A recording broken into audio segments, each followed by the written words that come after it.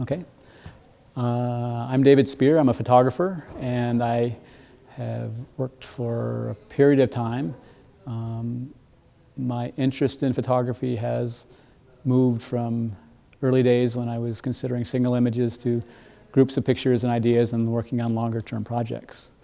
The photograph here is entitled Waiting for the Tide, and it was one of those pictures that, as I was learning about the moment in photography, about how a single moment can kind of capture something.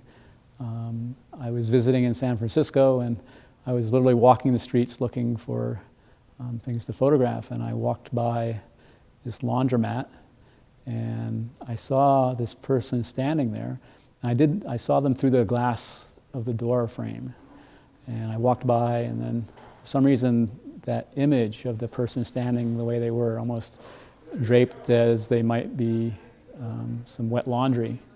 That image stayed in my mind, and I said, I've got to go back. And I had made it a half block past that spot, and I turned right around and went back. And luckily, that person was standing in that same position, sort of draped in the middle of that, waiting for their laundry to be done.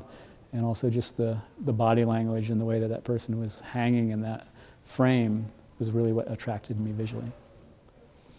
And I mean, what the picture, I mean, you might recognize it as a laundromat, or you might not. But as much as anything else, it's in some ways a lonely picture to me. This person sort of seems like they're alone in this big space, and but on another level, they seem to be comfortable in terms of the way they're standing and kind of waiting. That idea of waiting, I think, is something in our culture that we're become familiar with. We have to wait on the line to go to the movies. We have to wait here and wait there. We have to wait in the doctor's office. We have to wait in the it's just in different places for different appointments, and somehow that picture resonates in that way for me as well. One of the things that pops into my mind is that after I made this photograph, I moved to New York City, and living in a small space, I had to go and do my laundry at a laundromat. And in fact, the people in the background who were sort of out of focus in the image, in a lot of ways, the man that's sort of closest to the camera that's out of focus back there reminds me of, I remember going through those motions and gestures of filling up the washer and trying to count up my coins and making sure I had enough and kind of getting ready to do that. So that I actually thought about this image and had remembered the smell of that laundry from that time, and then made that connection to the smell of detergent and the smell of the steam of hot water when you open it up first and you're getting ready to dry your clothing. Those are some of the recollections I have of it. Also, there's something about the idea of how he's in focus and they're out of focus, and there's something about that the back part of the image in some ways isn't as real as the front part of the picture. So there's this sort of dream aspect. When I dream out of focus more than I do when I'm sort of walking around in the world. So there are two aspects to that photograph, I think, that for me are about the sharpness of reality, and in some ways about the out of focus of how I might imagine something to be.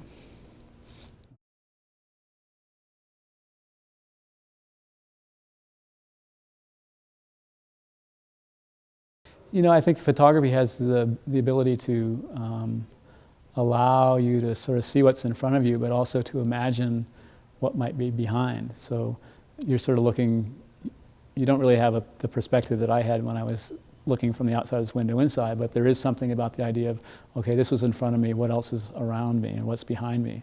To some degree, it would be really interesting to turn that person around and maybe see what their face looks like. We have a sense of who they are in terms of the way he is in the pictures. Looks like an older person, the way his body language is, but then it would be a whole different story if we were photographing the other way around.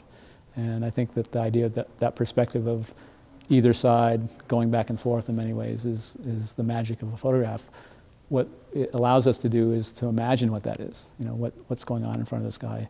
Is he waiting for laundry? Is he sad on that day because something tragic has happened? Or is he just being really patient? The question also leaves it, does he have a kind face? Does he have a angry face? Is he a happy person or not a happy person?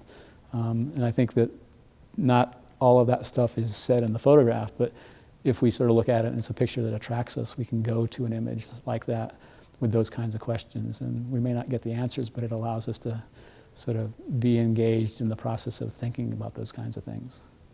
And I think a strong photograph does that. So you fight the compulsion to go tap him on the shoulder. There you go.